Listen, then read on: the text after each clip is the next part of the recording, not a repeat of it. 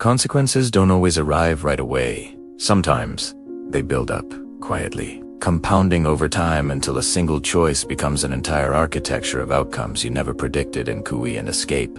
This is the story of one perfume, one seemingly small decision that unleashed a cascade of consequences that never stopped arriving, transforming a single moment into an endless series of effects that reshaped everything, and there was no way to trace them all back to the source. Her name was Diane, 45 years old, a senior editor at a publishing house where she shaped the stories other people wrote. She made them better, more recurrent, more impactful. She had an eye for narrative structure.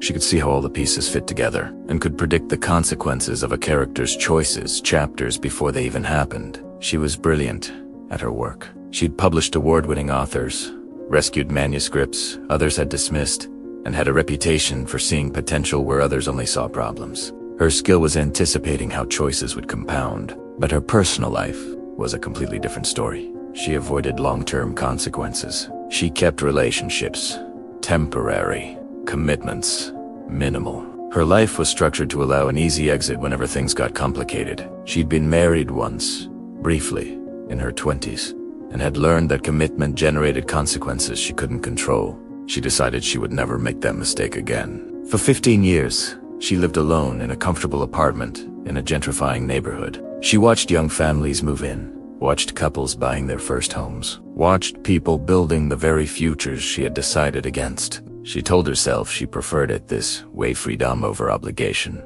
choice over consequence. For 12 years, she wore the same perfume. Something clean, professional, and utterly forgettable. The kind of scent that didn't linger, create memories, or form associations. It was perfect for someone who didn't want to be remembered after she left the room. Then, the bottle appeared in her office. No note, no explanation. It just showed up on her desk while she was in a meeting. Small, elegant, made of dark blue glass. When she found it, her assistant knew nothing. Security had no record of a delivery. It was just there, as if it had materialized out of thin air. She should have gotten rid of it. An unknown substance was a security violation, a potential threat, something you report to HR.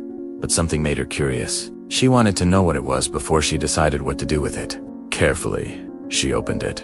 She expected a commercial fragrance, something recognizable. Instead, she was met with something complex, layered, something that smelled like time compressed, like years condensed into a single scent. It smelled like consequence itself, like that moment you realize a small choice you made years ago has become the foundation your entire life is built on. It smelled like inevitability. She closed it quickly, setting it aside, trying to return to her work, but concentration felt impossible.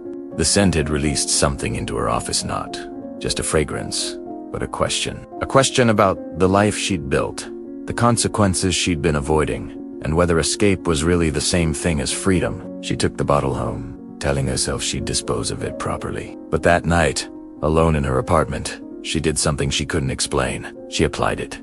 Just a small amount, just to understand what it was. The scent on her skin was different than it was in the bottle. More personal, more insistent. As if it was reading her and adjusting itself, creating a bond she hadn't authorized. She went to bed wearing it and dreamed in long, narrative sequences, seeing how each choice generated the next, how small decisions accumulated into entire lives.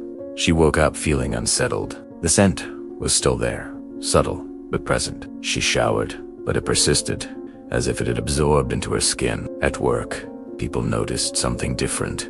Her colleague mentioned it. "You seem different today," he said. "More present. Like you're actually here instead of just passing through." Diane didn't know how to respond. She just felt more aware, more conscious, that every decision was generating consequences that would compound into a future she couldn't see. In an editorial meeting, she found herself arguing for a different ending to a manuscript. The author had written an escape, with a character leaving a relationship to start over somewhere new. Diane had always championed these endings, but now, wearing the scent, that ending felt false. She heard herself saying things she never said before that. Running from consequence just creates a different consequence. That the most profound character development comes from facing what your choices created, not escaping it. Her colleagues just stared. This wasn't her usual philosophy. She kept wearing the perfume, every day, and every day, her perspective shifted. She started seeing her life differently, recognizing that her commitment to avoiding consequence had, itself, generated a consequence. A life of isolation, free, but fundamentally unchanged by anything she'd experienced.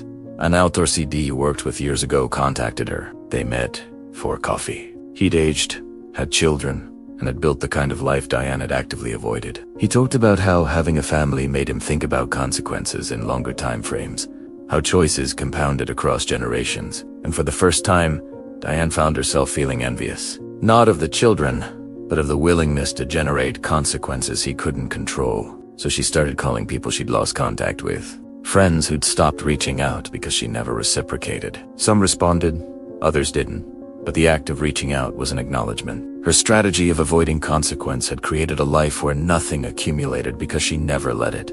She even reconnected with her ex-husband. They hadn't spoken in 15 years.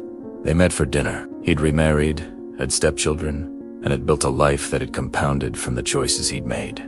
He asked about her life. She described her career, her freedom. He listened, then said something that stayed with her. You always wanted to avoid consequences. Looks like you succeeded. Congratulations. It wasn't mean, just an observation, but she had the truth underneath it. Avoiding consequence asterisk. Was asterisk a consequence? 6 months after finding the bottle, Diane made a different choice. She accepted a date with a colleague who had been interested in her for a while. The date was fine, not magical, but she didn't deploy her usual strategies for preventing a second one. She let it continue. A second date happened, then a third. It was terrifying. She felt her life becoming more complicated, her autonomy decreasing. But she also felt something else.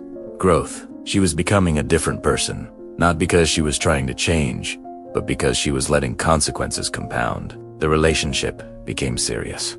He asked her to move in. Her first instinct was to refuse, to escape, but she said yes. It was often difficult. It required compromise, and accepting that her choices now generated consequences for someone else, too. But it was also real. In a way, her strategically simple life never had been. A year after finding the bottle, she tried to trace its origin. She got nowhere. It was as if it had appeared specifically for her and then erased its own tracks. She kept using it, but the bottle never emptied.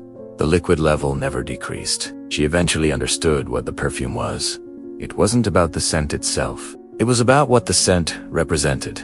Permission to let life become complicated, because complication meant growth, and growth meant change. One perfume, endless consequences. Not because it was magic, but because it had shown her that consequences are inevitable. The question wasn't whether to generate them, but whether to witness them, learn from them, and let them compound into a life that actually meant something. She still wears it, every day. The bottle remains mysteriously full. Some perfumes smell like flowers. Others smell like forests. This one smells like time, like choices compounding, like consequences accumulating, like a life actually lived, rather than carefully avoided. One perfume, endless consequences. And finally, she was ready to face them all. Thanks for watching. If this story resonated with you, let me know in the comments.